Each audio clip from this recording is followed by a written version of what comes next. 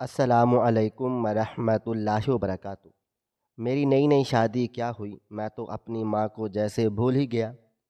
دن رات اپنی بیوی کے ساتھ مصروف رہتا، اس کو باہر لے جاتا، سیر کرواتا۔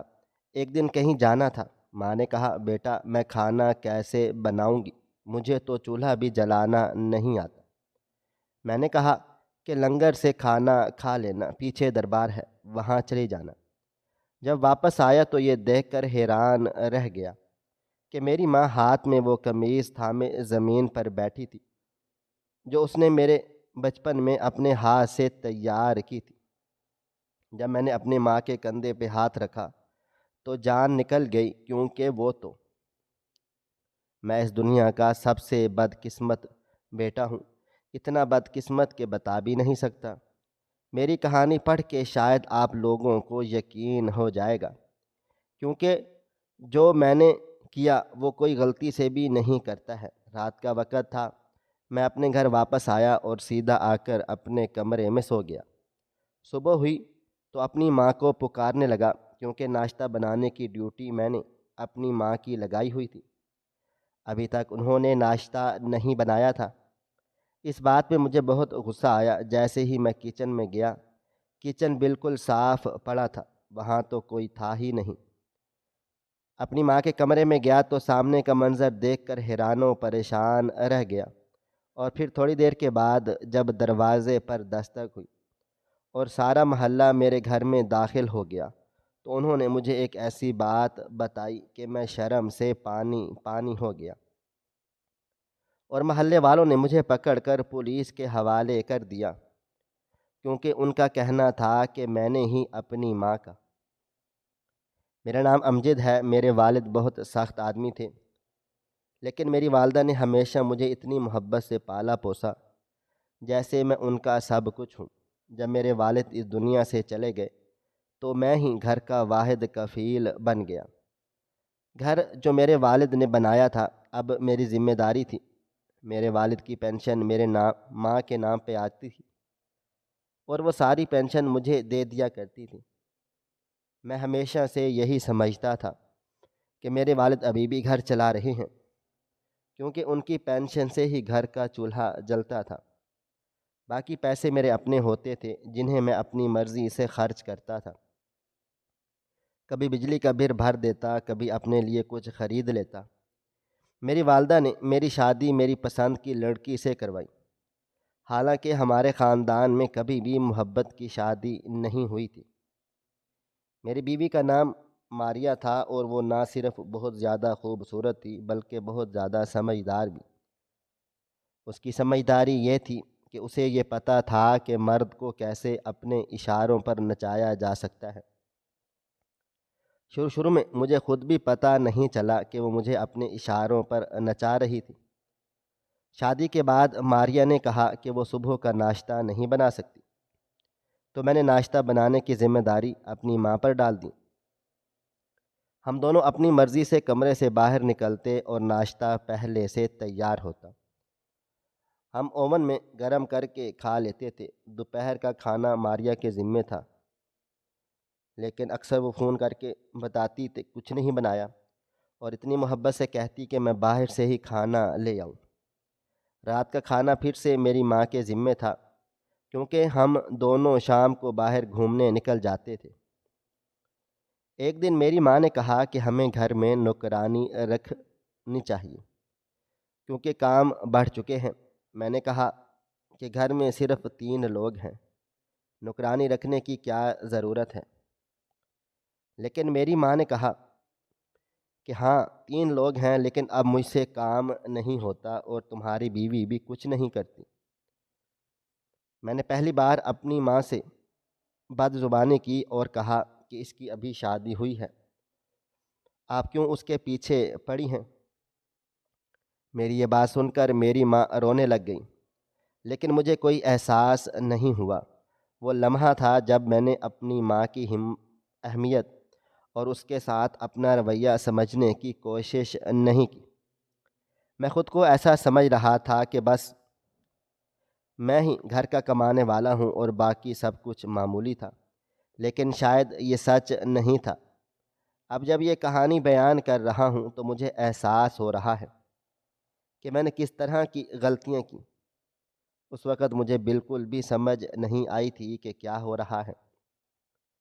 میری بیوی جو اب تک بہت سمجھدار دکھائی دیتی تھی، میری ماں کے خلاف دھڑلے سے بولتی تھی، اور میں اس سب کو سنتا رہتا تھا، بلکہ اس کا ساتھ بھی دیتا رہتا تھا۔ جب میری ماں کچھ کہتی تو میں فوراً سے اپنی بیوی کے حق میں کھڑا ہو جاتا اور کہتا، اچھا یہ سب کرتی ہیں؟ ابھی میں جا کر بات کرتا ہوں ان سے، کیوں تمہیں تنگ کرتی ہیں؟ میں نے کبھی سوچا ہی نہیں تھا کہ یہ سب درست نہیں تھا اور میری ماں کے جذبات کا خیال رکھا جانا چاہیے تھا۔ بیوی کہتی تھی، ابھی تو ہماری شادی کو کچھ دن ہی ہوئے ہیں، ساری زندگی کام ہی کرنے ہیں، کیوں نہ کچھ دن زندگی انجوائے کریں۔ اور یہ بات کرتے ہوئے تقریباً 1 سال گزر گیا تھا۔ ہماری شادی کو 1 سال کا وقت ایسا گزر گیا تھا کہ میں یہ بھی بھول گیا کہ میرے والد صاحب بھی تو ایک سخت طبیعت کے انسان تھے، اور میری ماں نے تو ان کے ساتھ کتنی مشکلات برداشت کی تھی۔ وہ ساری عمر زندگی ان کی خدمت میں گزار چکی تھی، اور ان کا حق بنتا تھا کہ اب وہ آرام کریں۔ لیکن میں نے ان سے کہا تھا کہ آپ میری بیوی کو آرام کروایا کریں۔ یہ ایک بہت بڑا جھوٹ تھا جو میں خود سے اور اپنی ماں سے کہہ رہا تھا۔ میں نے یہ نہیں سوچا کہ میری ماں نے اپنی ساری زندگی میرے والد کی سخت طبیعت اور ان کی ضروریات کو پورا کرتے ہوئے گزار دی تھی۔ میری ماں کا حق تھا کہ وہ کچھ وقت اپنے لیے نکالیں، آرام کریں اور جو چاہے کریں، لیکن میں نے اسے اس کی ضرورت نہیں سمجھا۔ میں نے اپنی بیوی کے سامنے اپنے آپ کو اس قدر جاہل اور بے حس ثابت کر دیا کہ میں نے اپنی ماں کے جذبات کو نظر انداز کر دیا۔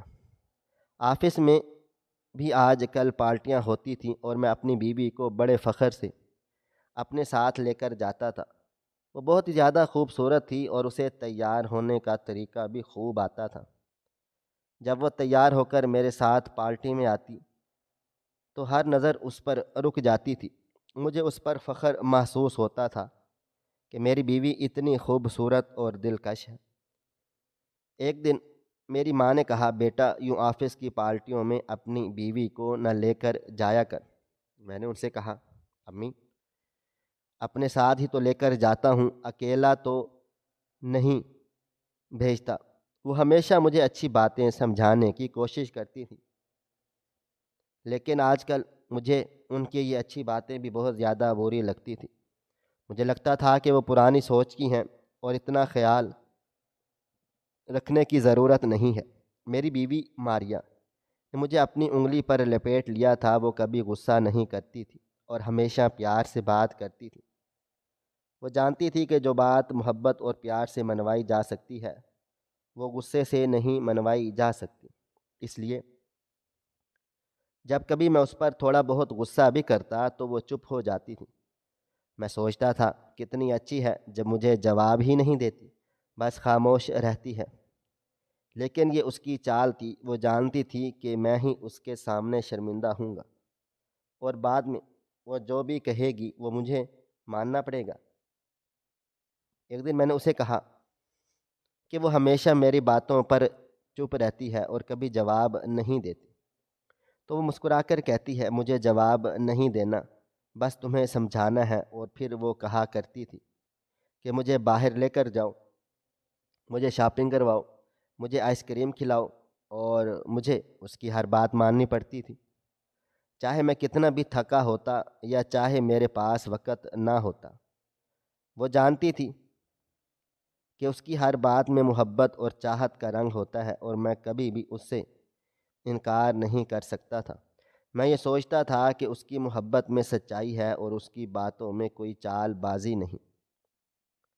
لیکن میں دھیرے دھیرے سمجھنے لگا کہ یہ سب اس کے سلیقے سے چلائی ہوئی چال تھی۔ وہ مجھے ہمیشہ ایسا احساس دلاتی تھی کہ میں نے اس کی خواہشات پوری نہ کی تو وہ افسردہ ہو جائے گی، اور میں کبھی ایسا نہیں چاہتا تھا۔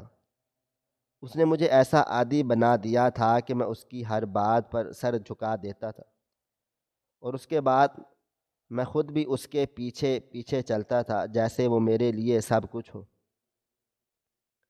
میں نے یہ کبھی نہیں سوچا کہ میری باتوں میں بھی کوئی اہمیت ہو سکتی ہے۔ وہ چاہتی تھی کہ میں اپنی بیوی کے ساتھ اپنی ذاتی زندگی کو سمجھداری سے گزاروں، لیکن میں نے ان کی باتوں کو نظر انداز کر دیا۔ میرے لیے میری بیوی کی خوشی اور اس کا ساتھ سب کچھ تھا۔ میری ماں کی باتوں میں جو حقیقت تھی وہ مجھے اس وقت نظر نہیں آئی۔ میری ماں نے اپنا سارا سونا بیچ کر میری تعلیم کروائی تھی۔ آج میں 20 گریڈ کا آفیسر بنا تھا تو اپنی ماں کی وجہ سے، لیکن جب ایک دن انہوں نے مجھ سے 20,000 روپے مانگ لیے تو میں نے انکار کر دیا۔ ایک دن میری ماں نے مجھ سے کہا کہ میری بہن کی بیٹی کی شادی ہے، اور چونکہ وہ خالہ ہیں تو وہ کچھ اچھا اور بڑا سا تحفہ لے کر شادی میں جانا چاہتی ہیں۔ میں نے فوراً سے کہا، کوئی ضرورت نہیں ہے، آپ شادی میں نہ جائیں، بس بہانہ کر دیں، آپ کی طبیعت خراب ہے۔ میری ماں کو میری یہ بات بہت زیادہ بری لگی، اور میں نے اس بات کو بھی اتنا سنجیدہ نہیں لیا، لیکن ان کی ایک عادت تھی کہ وہ اپنی دل کی بات زبان سے نہیں نکالتی تھی، ہمیشہ چپ رہتی تھی۔ ان کے اندر ایک خاموش برداشت تھی جو میں ہمیشہ نظر انداز کرتا رہا تھا۔ وہ اکثر کہتی کہ گھر کی ایک روٹین بن جائے تو پھر بن ہی جاتی ہے، اور اب ہمارے گھر کی روٹین یہ بن چکی تھی کہ ہم کھانا ہوٹل سے ہی منگواتے تھے۔ دوپہر کا کھانا میں لے آتا تھا، اور رات کا کھانا ہم دونوں میاں بیوی آپس میں مل کر آرڈر کر لیتے تھے۔ میری ماں کبھی کبھار خود اپنے لیے کچھ بنا لیتی یا پھر دودھ کے ساتھ روٹی کھا لیتی تھی۔ اب ہمارے گھر میں باقاعدہ کھانا نہیں بنتا تھا، ہفتے میں شاید 1-2 دفعہ ہی کھانا پکایا جاتا تھا، اور وہ بھی میری ماں ہی بناتی تھی۔ یہ سب کچھ اس طرح چل رہا تھا کہ مجھے اس بات سے کوئی فرق نہیں پڑتا تھا، کیونکہ بازاری کھانے میں بھی بڑا مزہ آتا تھا۔ ہر دن کا کھانا چاہے وہ باہر سے آئے میرے لیے اتنا اہم نہیں تھا کہ جتنا وقت اور آرام کی بات۔ لیکن میری ماں کے لیے یہ ایک اور دنیا تھی۔ وہ ہمیشہ کوشش کرتی تھی کہ میں گھر میں کچھ بنا لوں، لیکن میں نے کبھی بھی اس کی کوششوں کو صحیح طور پر سراہا نہیں تھا۔ یہ سب کچھ جیسے ایک معمول بن چکا تھا۔ ہم ہمیشہ باہر سے کھانا منگواتے، اور میری ماں صرف چپ چاپ یہ سب کچھ برداشت کرتی رہتی۔ اس کی حالت یہ تھی کہ وہ ہر دن اسی روٹین میں جکڑی ہوئی تھی، اور میں نے کبھی اس کے جذبات کی اہمیت نہیں دی۔ میری ماں کو یہ سب پسند نہیں تھا، اور وہ چاہتی تھی کہ کبھی اس کے لیے کچھ اچھا ہو، لیکن میری نظر میں یہ سب معمول کی باتیں بن چکی تھیں۔ میری ماں اکثر بیمار رہتی تھی، اور میں ان کا خیال نہیں رکھتا تھا۔ کبھی کبھی مجبوری میں انہیں بھی بازاری کھانا کھانا پڑتا تھا، کیونکہ گھر میں کوئی بھی کھانا پکانے والا نہیں تھا۔ ان کی طبیعت ہمیشہ سے خراب رہتی تھی، اور میں ان کی طرف دھیان بھی نہیں دیتا تھا۔ ایک دن ان کی حالت بہت زیادہ خراب ہو گئی تھی، اور مجھے مجبوراً میں ڈاکٹر کے پاس لے کر جانا پڑا۔ اس دن میری بیوی مجھ سے لڑائی جھگڑا کرنے لگی۔ وہ کہنے لگی، آج تو ہم نے گھر میں بیٹھ کر فلم دیکھنے کا پروگرام بنایا تھا، اور تمہاری ماں کی وجہ سے سارا پروگرام خراب ہو گیا۔ میں نے کہا، ہاں خراب تو ہو گیا ہے، لیکن کوئی بات نہیں، کل دیکھ لیں گے۔ لیکن پھر مجھے یاد آیا کہ کل تو ہیلتھ منسٹر نے میری بہت بڑی دعوت رکھی ہوئی تھی، اور اس نے ایک بہت بڑی پارٹی رکھی تھی جہاں پر مجھے عزت سے بلایا تھا۔ وہاں جانے کا میرا پروگرام تھا، اور میں چاہتا تھا کہ میری بیوی کے ساتھ وہاں پر جاؤں۔ تو میں نے اپنی بیوی کو کہا کہ کل پارٹی ہے، اس میں ہمیں جانا ہے، اور تمہاری فلم تو بعد میں بھی دیکھ لیں گے۔ بیوی نے ناراض ہو کر کہا، تم تو ہمیشہ میری باتوں کو نظر انداز کر دیتے ہو، لیکن میں نے اس کا جواب نہیں دیا اور اپنی ماں کے ساتھ ڈاکٹر کے پاس گیا۔ لیکن واپسی پر میں نے اپنی ماں سے یہ شکایت بھی کی کہ آپ کی وجہ سے میرا اتنا وقت برباد ہو گیا، کیونکہ ہسپتال میں تو وقت لگتا ہے، پہلے ڈاکٹر کے پاس ٹائم نہیں تھا، ہمیں دیر سے بلایا، پھر ٹیسٹ وغیرہ کروائے، اس میں دیر لگی، پھر دوبارہ ڈاکٹر صاحب کے پاس گئے جہاں سے دوائی لینی تھی، وہاں لائن لگی ہوئی تھی۔ وقت کی بربادی تو ہوتی ہے، لیکن جب اپنے کسی کو لے کر جائیں تو انسان یہ نہیں کہتا کہ میرا وقت برباد ہوا ہے، لیکن میری زبان سے یہ لفظ نکل ہی گیا۔ میرے دل میں ہمیشہ یہی ہوتا کہ میں اپنی بیوی کے ساتھ باہر جا کر اچھے وقت گزاروں، اور اس کے لیے ہم پارٹی کے لیے تیار ہونے والے تھے۔ تو میری بیوی بہت زیادہ تیار ہو گئی تھی اور ہمیشہ کی طرح انتہائی خوبصورت لگ رہی تھی، اور میں بہت زیادہ خوش تھا کہ وہ میرے ساتھ جا رہی تھی۔ ہم لوگ کمروں سے باہر نکلے تو میری ماں نے کہا، بیٹا تم لوگ تو وہاں سے کھانا کھا کر آ جاؤ گے، لیکن میں کیا کھاؤں گی؟ میں نے فوراً سے جواب دیا، آپ گھر میں کھانا بنا کر کھا لیں۔ لیکن میری ماں نے جواب دیا، جو تمہاری بیوی نے نیا چولہا لگوایا ہے، مجھ سے تو وہ چلانا بھی نہیں آتا، اور بیٹا اور گھر میں کوئی سامان بھی نہیں پڑا، نہ تیل ہے، نہ پیاز، نہ سبزی، پھر کیسے کھانا بنے گا؟ اگر کوئی سبزی بھی پڑی ہو تو میں بنا لیتی۔ یہ سن کر مجھے یہ مشورہ دینے کی ضرورت محسوس ہوئی کہ پیچھے ایک دربار ہے، وہاں لنگر چلتا ہے، آپ وہاں سے کھا لیجئے گا، اور ویسے بھی دربار کا کھانا کھانے کے لیے لوگ تو ترستے ہیں، اور آپ پچھلی گلی سے پیدل چلتی ہوئی جائیں گی تو آپ کو تھوڑی بہت واک بھی ہو جائے گی۔ میری بات سن کر میری ماں نے ایسا منہ بنایا جیسے میں نے ان کو کوئی بہت بری بات کہہ ڈالی ہو، اور مجھے اس وقت احساس بھی نہیں ہوا کہ میں نے ان کے ساتھ کس طرح سے بات چیت کی ہے۔ ہم جب گاڑی میں بیٹھ کر روانہ ہوئے تو میری بیوی نے کہا کہ تمہاری ماں نے ہمیں نظر لگا ڈالی ہے، اب پتہ نہیں کیا ہوگا۔ میں نے اسے تسلی دینے کی کوشش کی، تم ان کے بارے میں نہ سوچو، بڑے بوڑھوں کی عادت ہوتی ہے، ہو سکتا ہے کہ ان کا دل بھی باہر گھومنے پھرنے کا کرتا ہو، لیکن اب ان کی عمر نہیں ہے، اس لیے وہ ہمیں دیکھ کر رشک کرتی ہیں۔ پھر میں نے اپنی بیوی سے کہا، ویسے آج تم بہت زیادہ خوبصورت لگ رہی ہو۔ وہ ہنسی اور بولی، ہاں ہاں میں تو ہوں ہی بہت زیادہ خوبصورت۔ ہم پارٹی میں پہنچ گئے اور وہاں کافی دیر تک رہے، باتوں، کھانے اور محفلوں میں اتنے محو ہوئے کہ ہمیں واپس آنے میں بہت زیادہ دیر ہو گئی۔ جب ہم لوگ واپس آئے تو میں نے سارے دن کی تفصیلات پر غور کیا، مگر ماں کے لیے کوئی وقت نہیں نکالا۔ ہم لوگ پارٹی سے واپس آئے تو کافی دیر ہو چکی تھی، اور میں سیدھا کمرے میں جا کر سو گیا تھا، لیکن جب صبح ہوئی اور میں اٹھا تو جا کر دیکھا کہ ناشتہ تو ابھی تک تیار ہی نہیں تھا۔ مجھے حیرانگی ہوئی کہ امی نے ناشتہ کیوں نہیں بنایا۔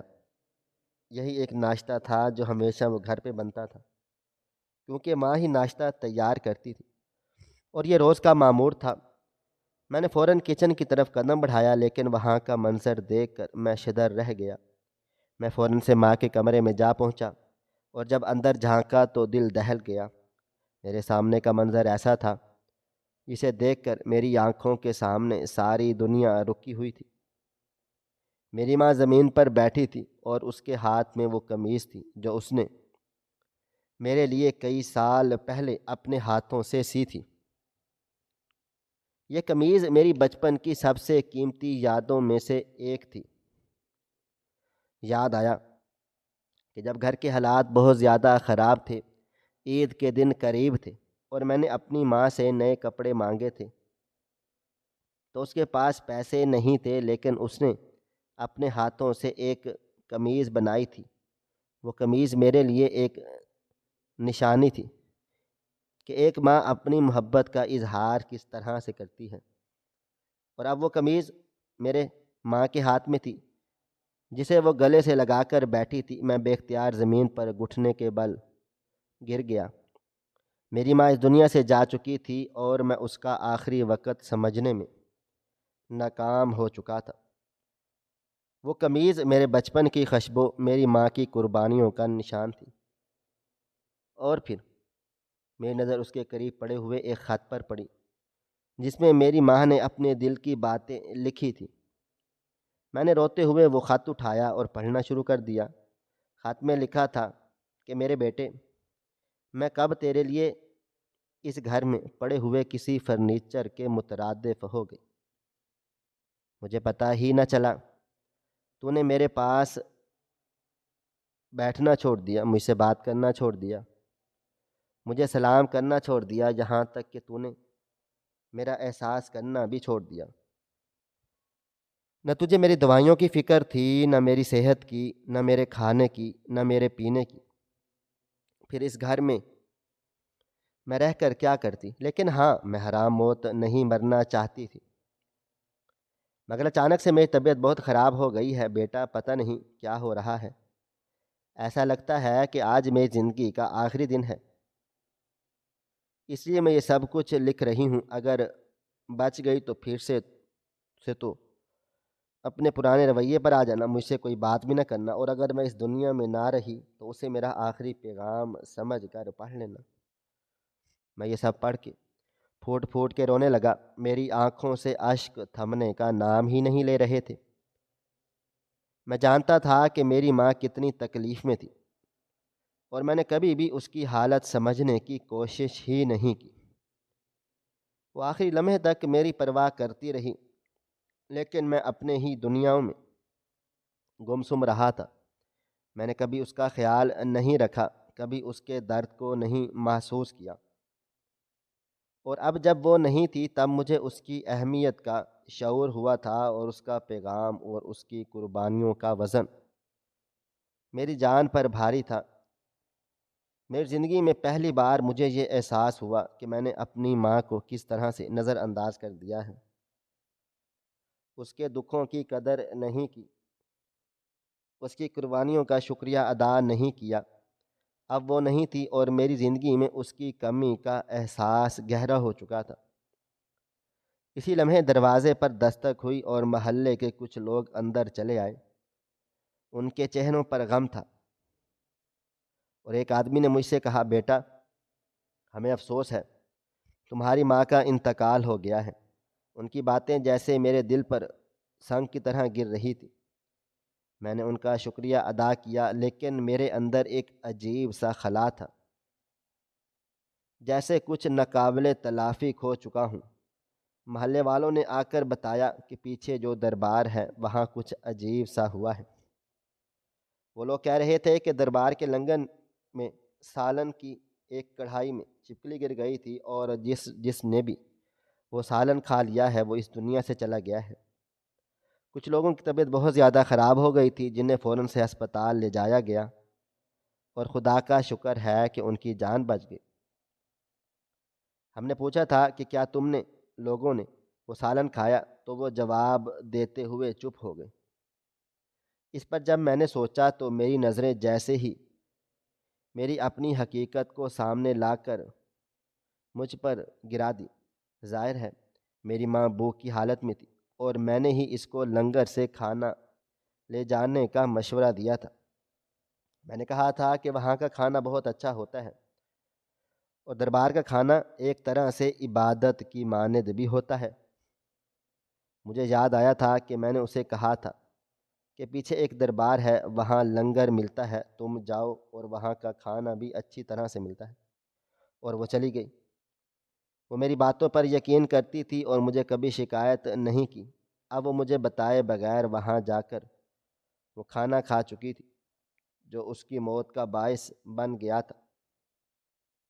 میری آنکھوں کے سامنے اس کی تصویر گھوم رہی تھی۔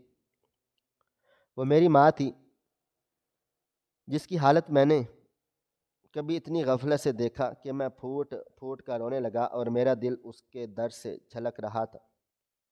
میں اپنی بے بسی اور خود غرضی کو چھپانے کے لیے کچھ بھی نہیں کر پا رہا تھا۔ یہ سب کچھ میری اپنی غفلت کی سزا تھی، اور میری ماں کا جس انداز میں جانا وہ مجھے کبھی معاف نہیں ہو سکتا تھا۔ جب میری بیوی نے یہ سب کچھ سنا تو مجھے لگا تھا کہ شاید وہ بھی میری ماں کے لیے افسوس کرے گی، لیکن اس کی آنکھ سے بھی ایک آنسو نہیں گرا۔ وہ بس خاموش تھی، جیسے کچھ ہوا ہی نہیں ہے۔ وہ چپ تھی اور اس کا چپ ہونا ہی مجھے اور زیادہ مایوس کرتا چلا گیا۔ میں نے جب اس کی خاموشی دیکھی تو مجھے پہلی بار یہ محسوس ہوا کہ وہ میرے دکھ کو نہیں سمجھ پائی تھی۔ اس کی چپ شاید اس کا طریقہ تھا، لیکن میں نہیں جانتا تھا کہ اس کے اندر کی حقیقت کیا تھی۔ وہ میری ماں کے انتقال پر کچھ نہ بول کر مجھے اور زیادہ ٹوٹا ہوا محسوس کر رہی تھی۔ میرے دل میں ایک گہری خلا تھی اور میں نے اپنی بیوی کو چپ چاپ دیکھ کر یہ سوچا، کیا یہ واقعی اس نے میری ماں کے بارے میں بھی کبھی دل سے سوچا تھا؟ شاید نہیں، کیونکہ وہ ہمیشہ سے اپنی دنیا میں گم رہی تھی اور میری ماں کے لیے کوئی جگہ نہیں بنائی تھی۔ جب میری ماں اس دنیا سے چلی گئی تو ایسا لگا جیسے میری دنیا ہی رک گئی ہو۔ مجھے پہلی بار یہ احساس ہوا کہ اس کی موجودگی کتنی اہم تھی اور اس کے پیار کی کتنی قدر کی تھی۔ میں نے ساری زندگی وہ مجھے اتنے پیار سے رکھتی تھی، ایک ہی بیٹا تھا اس کا، اور وہ میرے لیے اپنی زندگی کے سب سے خوبصورت لمحے قربان کرتی رہی۔ وہ ہمیشہ میری خوشی کی بات کرتی، میری کامیابیاں اس کی کامیابیاں بن جاتی تھی، ہمیشہ مجھ کو سے پہلے کھانا کھاتی، میری فکر کرتی اور پھر خود کو ایک طرف کر دیتی۔ اور میں نے کیا کیا؟ اس کا دکھ، اس کا درد، اس کی قربانیاں میں نے کبھی سمجھا ہی نہیں۔ جب بھی اسے ضرورت ہوتی وہ اپنی آخری بچت مجھے دے دیتی، کبھی وہ اپنے پیسوں سے مجھے کتابیں خرید کر دیتی، کبھی اپنے ہاتھ سے میرا کھانا تیار کرتی، اور میں اس سب کا کتنی بے حسی سے جواب دیا۔ اپنی بیوی کے چکر میں نے اپنی ماں کو نظر انداز کر دیا، اسے سرفراز کرنے کی بجائے خود غرض بن گیا، اپنی دنیا میں گمسم ہو گیا۔ لیکن آج جب وہ نہیں رہی تب یہ احساس ہوا کہ وہ لمحہ ہر دن میرے لیے ایک دعاؤں کی طرح موجود تھی۔ اب جب وہ میری زندگی سے چلی گئی تو مجھے لگا کہ میں نے اپنی ماں کو کھو دیا، اس کے بغیر میرا دل خالی ہے۔ اور جب میں نے اپنی بیوی کو ڈانٹا تو یہ کہا کہ تمہاری وجہ سے یہ سب کچھ ہوا ہے، تم نے مجھے اپنے حسن کے جال میں پھنسا لیا، مجھے اپنی طرف لگا کر دینا بھی چھوڑ دیا، اور دنیا کا بھی۔ میں نے اسے کہا کہ اب میں کچھ دن اکیلا رہنا چاہتا ہوں تاکہ میں اپنی زندگی کے اس حصے کو دوبارہ سمجھ سکوں جو میں نے کھو دیا تھا۔ لیکن میری بیوی کی کوئی ندامت نہیں تھی، وہ بس یہ کہتی رہی کہ لینے آؤ گے تو آؤں گی، نہیں تو مجھے چھوڑ دو۔ میں نے جب یہ سنا تو دل میں گہرا دکھ چلا آیا، کیونکہ میں نے سوچا تھا کہ شاید اس کی خاموشی کچھ معنی رکھتی ہے، لیکن وہ بھی اتنی بے پرواہ تھی کہ اس کے دل میں میری ماں کے لیے کوئی ہمدردی نہیں تھی۔ اب بس دن رات روتا رہتا ہوں، اپنی ماں کو یاد کرتا رہتا ہوں، اور دل میں یہ غم ہے کہ ہلکا ہی نہیں ہو رہا۔ اور وہ جو پیار، وہ قربانی، وہ جو دعائیں مجھے اس نے دیں، ان سب کو میں نے نظر انداز کر دیا۔ اور اب جب وہ نہیں ہے تو ہر لمحہ اس کی یاد ستاتی ہے، اس کا چہرہ، اس کی آواز، وہ دن جب وہ میرے لیے دن رات ایک ہی دکھ کو سہ رہی تھی، وہ سب کچھ یاد آتا ہے۔ اور اب جب میں اپنی بیوی کو واپس لانے کا سوچتا ہوں، دل نہیں کرتا، پتہ نہیں کیوں، کیونکہ وہ بھی میری ماں کی قربانیوں کی بے قدری کرتی رہی۔ میں یہ جانتا ہوں کہ اس کی غلطی نہیں تھی، بلکہ ماں میری تھی، اس کی نہیں۔